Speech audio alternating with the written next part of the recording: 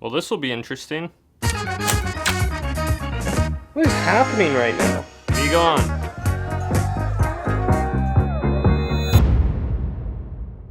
According to Joshua Fields Milburn and Ryan Nicodemus from the Minimalists, minimalism is a tool to rid yourself of life's excess in favor of focusing on what's important so you can find happiness, fulfillment, and freedom.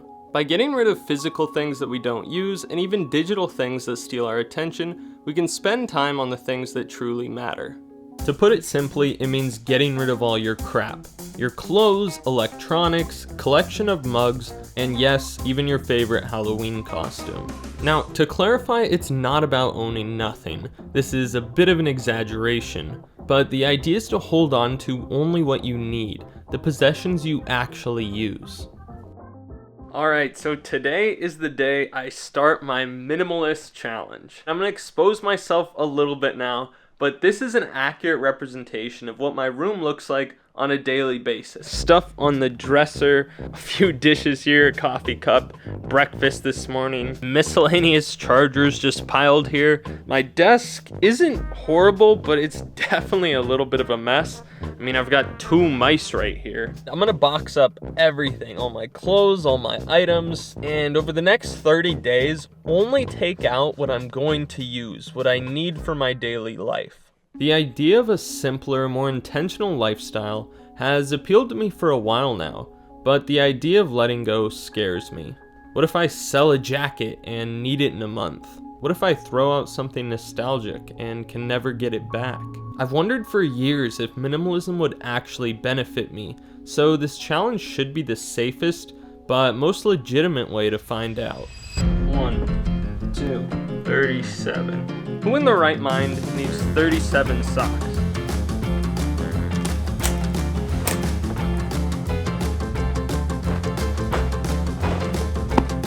What is happening right now?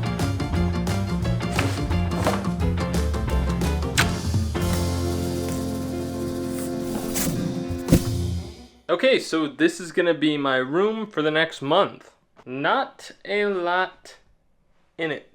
But yeah, I am pretty excited for this challenge. The big question is it gonna simplify my life, help me focus on the important things?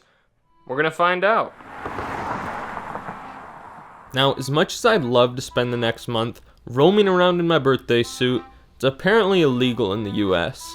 While that does give me an interesting idea for a future video, I decided to take a different approach. Okay, so it's day 1, and as you could probably guess, not much change. It just feels like my room is really clean, so it's time to introduce the next part of the challenge, which is Project 333. Project 333 is a minimalist fashion challenge created by author Courtney Carver. The rules are simple. You pick out 33 items of clothing, and that's all you can wear for 3 months. I'll be trying it out for 30 days, but you get the idea. I ended up going with 9 t-shirts, 7 pairs of shorts, board shorts, 2 hats, a hoodie and a rain jacket, sweatpants, jeans, long underwear, hiking pants, 2 belts, 1 dress shirt, and 5 pairs of shoes. I also got workout clothes and a pair of shorts to sleep in, which according to the rules don't count. Well, that doesn't sound all that difficult. It wasn't long before I ran into my first issue. Okay, so I honestly don't know how this happened. I've had these pants for like 3-ish years, and just today, the button popped off of them. These are one of the few pairs of pants that I have for the next 30 days. I need to save my pants. Yeah, I have no idea what the odds of this happening are, but I've had these for years, I've sewed them up before, and while they're showing their wear, they've still got a lot of life left in them.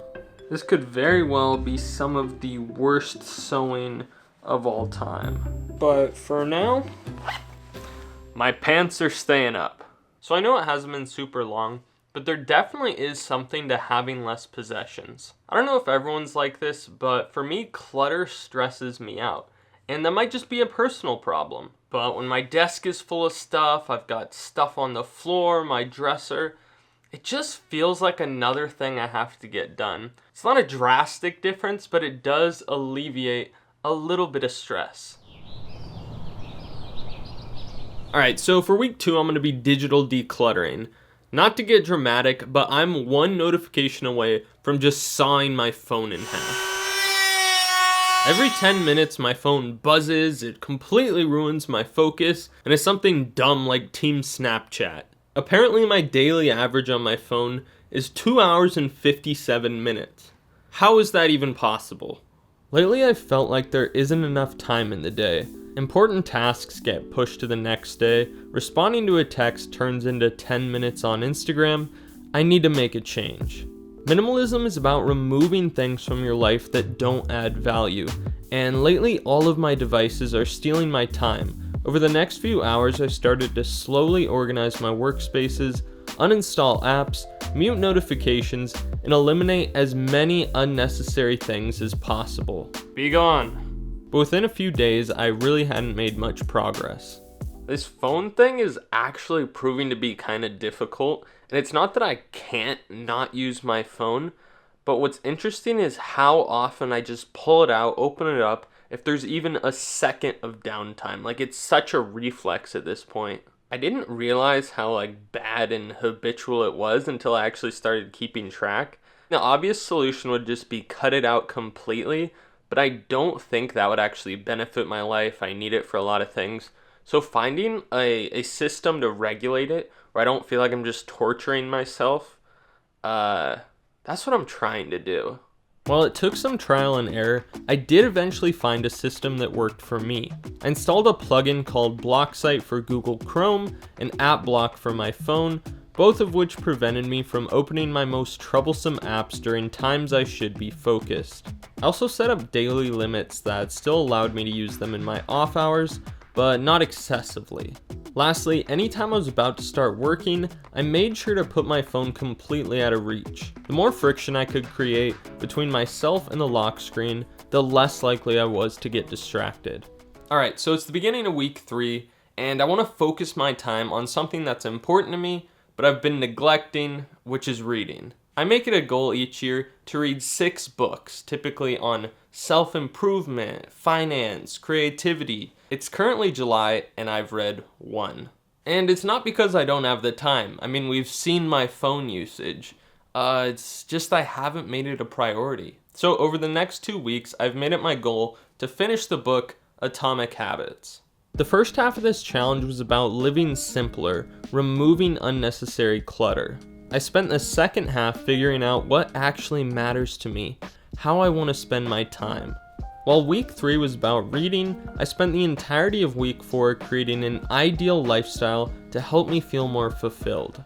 This included my career goals, which hobbies to focus on, how to have a balanced social life, basically what matters to me.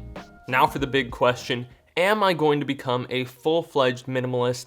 Is this a lifestyle I want to adopt? No. No, it isn't. Over the past month, I ended up using my collection of backpacks. I dug out a really niche jacket and some other things.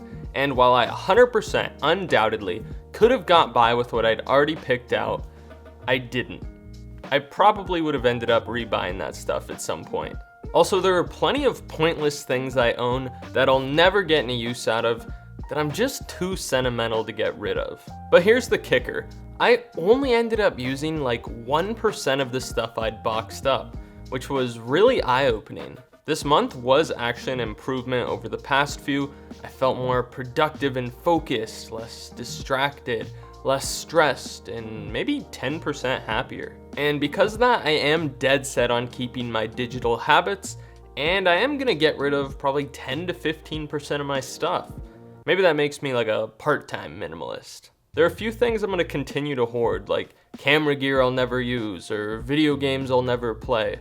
But in a society that praises consumerism, there are definitely aspects of minimalism that almost anyone can benefit from.